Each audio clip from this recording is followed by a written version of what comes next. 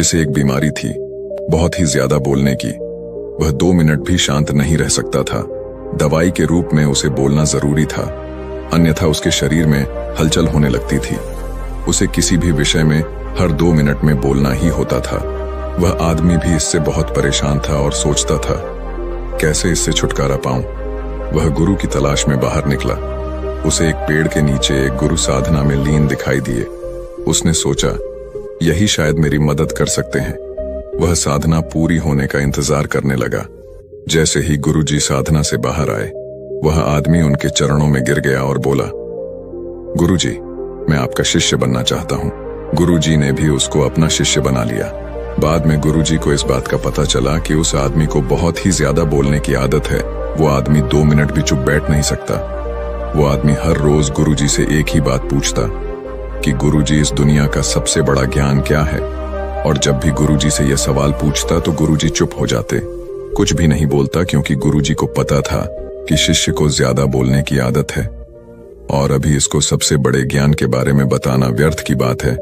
इसीलिए वह चुप हो जाते थे, कुछ भी नहीं बोलते। वो शिष्य हर रोज एक पास वाले गांव में भिक्षा मांगने जाया करता। वहां से भिक्षा मांगता और वहां से जो कुछ भी मिलता आश्रम में लेकर आता। गुरुजी को इस बात का पता था कि शिष्य को कुछ ज्यादा बोलने की आदत है, इसलिए गुरुजी उस शिष्य का ख्याल रखते, ध्यान रखते कि कहीं मुसीबत में ना फंस जाए। एक दिन वह शिष्य एक गांव में भिक्षा मांगने जाता है और किसी घर में जाकर भिक्षा मांगता है। अब उसे ज्यादा बोलने की आदत थी।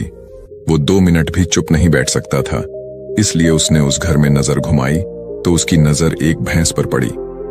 भैंस शरीर में बहुत मोटी थी और उसके घर का दरवाजा बहुत छोटा था।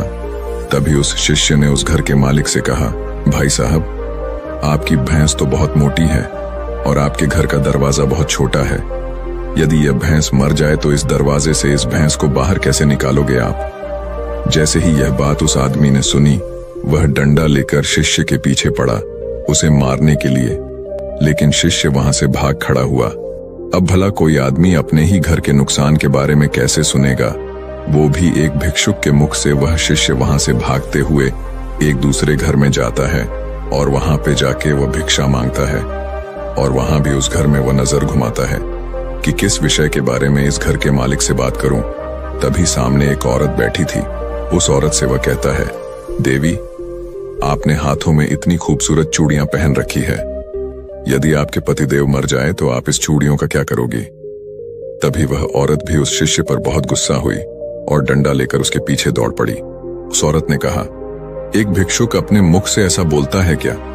एक तो मैं आपको भिक्षा दे रही हूं, ऊपर से आप मेरे पति को ही मार रहे हो। ऐसा करके उस औरत ने शिष्य को अपने घर से निकाल दिया।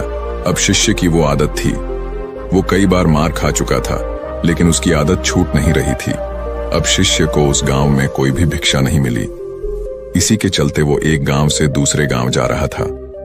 जब जंगल में पहुंचा तो उसे एक मानव खोपड़ी दिखाई दी। उसने सोचा, भला यहां किसकी मानव खोपड़ी पड़ी है? वह उस मानव खोपड़ी के पास जाता है और जाकर देखता है कि खोपड़ी तो बोल रही है। उस खोपड़ी ने कहा कि भाई, तुम कौन हो? तभी वो शिष्य थोड़ा सा डरा और बाद में बोला, मैं तो एक भिक्षुक हूं, भिक्षा मांगता हूं, लेकिन तुम कौन हो और यहां क्या कर रहे हो? तभी उस खोपड़ी ने कहा, मैं एक शिकारी हूं और ज्यादा बोलने के कारण मैं यहां पहुंच गया।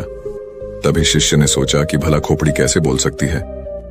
ये तो सिर्फ एक हड्डियों का ढांचा है, ये कैसे बोल सकता है? और ये बात यदि मैं राजा को बताऊंगा तो राजा जरूर मुझे इनाम देगा। इसी के चलते वह शिष्य दौड़ता दौड़ता राजा के दरबार में पहुंचा और राजा को जाकर अपनी सारी बात बताई। राजा को पहले तो लगा इसने मदिरा पी रखा है और इनाम के चक्कर में इतनी बकबक कर रहा है।